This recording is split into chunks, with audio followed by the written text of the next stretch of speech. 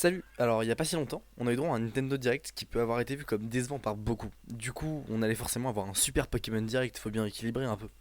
Personne n'aura été grandement surpris au fond par l'arrivée des remakes de la quatrième génération, puisque ça faisait déjà plusieurs semaines que nous avions été bombardés de rumeurs sur le sujet. Par contre, la surprise aura été lorsque nous avons vu les graphismes qui sont un peu spéciaux. On peut comparer la direction artistique à un style enfantin et simpliste comme celle d'Animal Crossing ou de The Link's Awakening, qui avait déjà fait polémique. Beaucoup aussi ont comparé à des chibi pour les personnages. En même temps, c'est vrai qu'ils y ressemblent beaucoup, quoi. Et au fond, on va avoir l'impression de jouer à Pokémon Trash.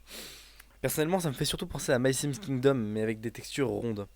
Bien entendu, il faudra quand même jouer au jeu pour se faire un avis véritable. Peut-être qu'en habituant nos yeux, ce sera bien. Et puis, graphisme à part, ça reste un remake de Diamant et Perle, qui sont de super jeux, donc ça devrait quand même être intéressant.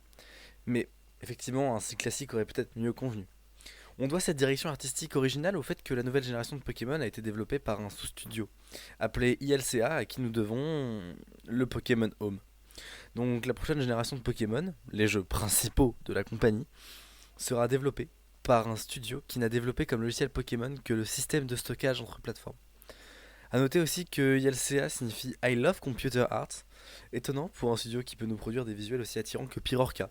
C'est-à-dire que ça plaît aux gosses, mais bon, faut pas déconner, ça reste dégueulasse. Si le jeu était seulement fait par un studio annexe, ce serait pas si grave, mais le problème étant que ça, il ne faut pas l'oublier, les 25 ans de Pokémon. Et c'est pour ça qu'on peut être déçu par le choix de la compagnie. Aujourd'hui, on a eu droit à un leak à propos du retour de la Mega Evolution, ce qui pourrait déjà rendre cette nouvelle génération bien plus intéressante, puisque les fans attendent le retour de cette mécanique depuis un moment.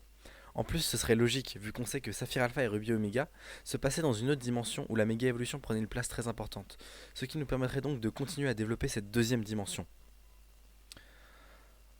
En vrai, je suis peut-être plus hypé par les nouveaux Joy-Con annoncés la semaine dernière. Mais bon, enfin, regardez comment ils sont beaux, quoi. Après, bien entendu, il y a une autre grosse annonce bien plus hypante. Pokémon Legends Arceus. Un jeu qui serait basé sur l'histoire des légendes de Pokémon.